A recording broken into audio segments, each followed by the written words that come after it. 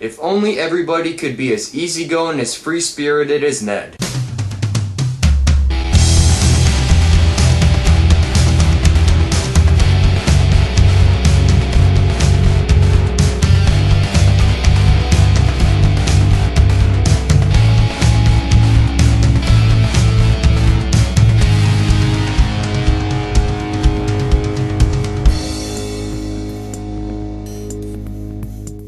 Our Idiot Brother stars Paul Rudd as Ned, a guy who's recently released out of prison from having a cop trick him into selling him weed.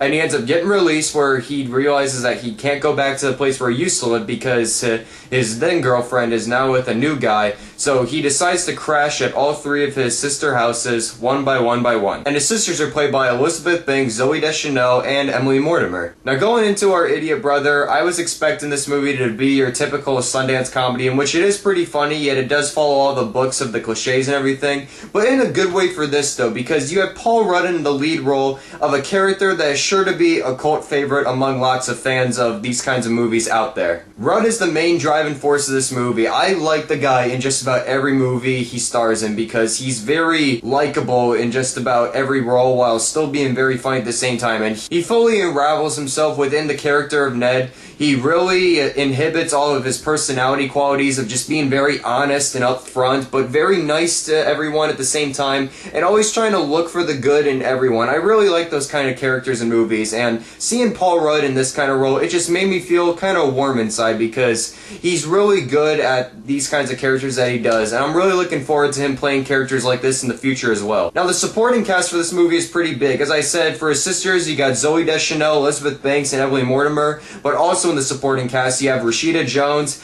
Adam Scott from Party Down and Parks and Recreation, and then you also have Steve Coogan, too. And there's a scene involving Steve Coogan in this movie. I'm not going to give away, but it was pretty sick. If you've seen the movie, you know what I mean. All the characters that are in the supporting cast, though, they're all pretty much one-dimensional, but I gotta say, I did enjoy Zooey Deschanel and Rashida Jones the most in this. I think the fact that they've been in a lot of indie movies before, especially Zooey Deschanel, I mean, come on, she's the indie queen, of course. They both do very well together, and seeing Zooey Deschanel, I've had a crush on her ever since the first movie I've seen her in, so that's Elf, of course, if you don't know, so yeah, what the heck, I like her in just about everything she's in. Now, the movie does follow all of the things you expect to see in a Sundance movie because this was premiered at Sundance, so when you see this movie, we go, well, duh, of course it was, because it does have all those cliches you see all the time, but at the same time, it has that very sweet and endearing tone, especially within Rudd's character, that really drives this movie. If you see this movie for Paul Rudd, you're definitely going to get your money's worth, but I gotta say that the trailer is misleading as promoting it as a very wacko, dysfunctional family comedy, in which it really is more of a dramedy at times, sometimes too.